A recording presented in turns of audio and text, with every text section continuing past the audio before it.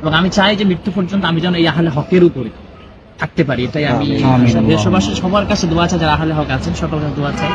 আর আমার অতীতে কর্মকাণ্ডের দ্বারা, বয়ানের দ্বারা আহলে হক ওলামা ইকরামদের বিরুদ্ধে অনেক আচরণ করেছি, অনেক বড় বড় আলেম নিয়ে, বিশেষ করে চরমনাই পীর সাহেবকে নিয়ে আমি অনেক মন্তব্য করছি, এটা ইউটিউবে এখনো আছে।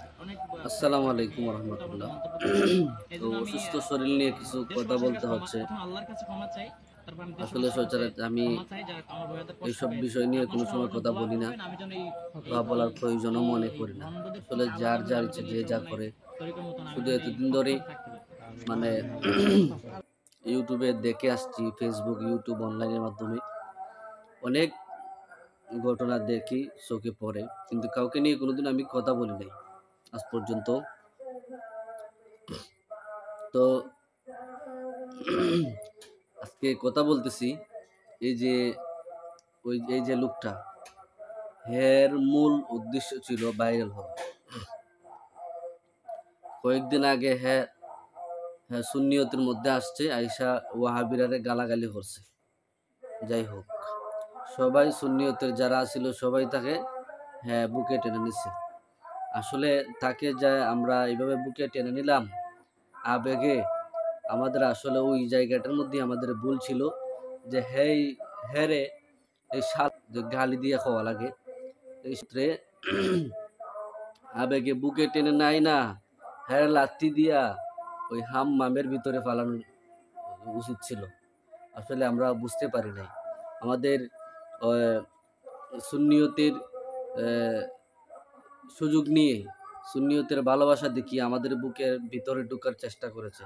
কিন্তু এখন দেখেন, গিয়া হের বাপ, হের আব্বা, হের আম্মারে বিয়া দিছে, হের আব্বার কাছে গিয়া মুড়ি দিছে, হের আব্বার কাছে গিয়া মুড়ি দিছে, মানে হের আম্মারে বিয়া দিছে। না খানদানের ঘরের না খানদান কুবারি খাট আসের বাচ্চা। 2 দিন পরে পরে নাটক করস, আর 2 দিন পরে পরে কি করস। তারপর আবার আটটুসির দরবারের একটা বয়ান শুনবেন আপনারা।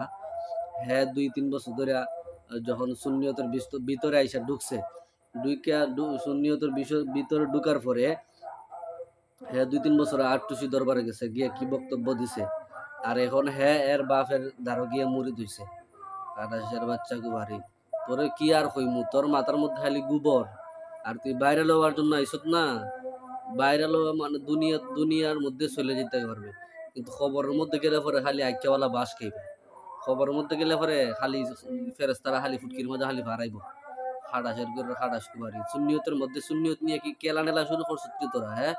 যখন মন চাইলো সুন্নিয়তের মধ্যে এসে ঢুকলে এরপরে সুন্নিয়তের আলেম ওলামাদেরকে মানে মনের ভিতরে আবেগ নিয়ে খেলা করবে। কি রে, মানে সুন্নিয়ত কি একটা মহাগাছের গুড়া নাকি যে মন চাইলো আসলে আবার বাইরে লইয়া মন চাইলো আবার চলে গেলে? যে সময় মনে চায় যেটা খরচ, তোরা বাইরেই খরচ, শুধু বাইরালে নেশায়।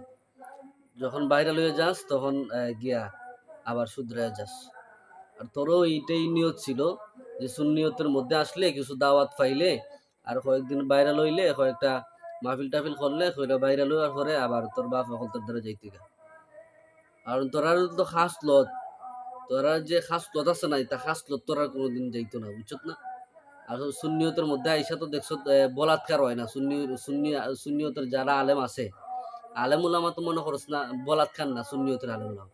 আর তোরা যেটা আসত না সরমোনাই টরমোনা ইতা, তোরা তো অভ্যাস হল আসত, দেখি তো অহরহর ঘটনা ইতা বলাৎকার খালি আর আলাই খালি বলাৎকারের গোষ্ঠী। সুন্নিয়তের মধ্যে তো এই বলাৎকার করতে পারছত না, এখন আবার গেছ তোর বাপের দ্বারা গিয়ে মুড়ি দিছ, ওই এখন আবার বলাৎকার শুরু করবে। দেখবি 2 দিন পরেই তোর লিঙ্ক বাইরে লইতেছে, 2 দিন পরে দেখবে তোর একটা লিঙ্ক বাইরে লইতেছে যে সুন্নি বক্তা ওয়াবি বক্তা সুন্নি হয়েছিল, শূন্য হইয়া আবার ওয়াবি হইছে, এখন এর লিঙ্ক বাইরা দেখবে। এই দরবার নিয়ে বাজে মন্তব্য করে, একসময় আমিও তো করছি, ঠিক কি নজরে বলেন? আমিও করছি না, ইউটিউবে এখনো আছে, একসময় আমিও করছি। আমি যখন একবার আসছি, আমার জীবনের মোড় যখন ঘুরে গেছে, ধারণা যেমন পাল্টে গেছে, আমি মনে করি যারা আদ্রসী দরবার নিয়ে বাজে মন্তব্য করে, উল্টাপাল্টা কুটুক্তি করে, অপপ্রচার করে, আমি তাদেরকে বলতে চাই, তোমরা একবার আইসা দেখো, তোমাদের পুরা ধারণা পরিবর্তন হয়ে যাবে। আমি এই 2 বছর, গত 2 বছর এসেছি, আপনারা অনেকে দেখছেন না? 2 বছর, এই বছর সহ 3 বছর আমি এই দরবারে হাজিরা দিচ্ছি। কেন হাজিরা দিচ্ছি? কি টাকার জন্য? টাকার জন্য। এটা হক দরবার। আমি হক দরবার যেদিন থেকে বুঝতে পেরেছি, ওই দিন থেকেই আমি ওয়াদা করেছিলাম, প্রতিজ্ঞা করেছিলাম যে প্রতি বছর ওরস শরীফে আমি একদিন আসবো। আল্লাহুম্মা আমিন বলেন। তা আমি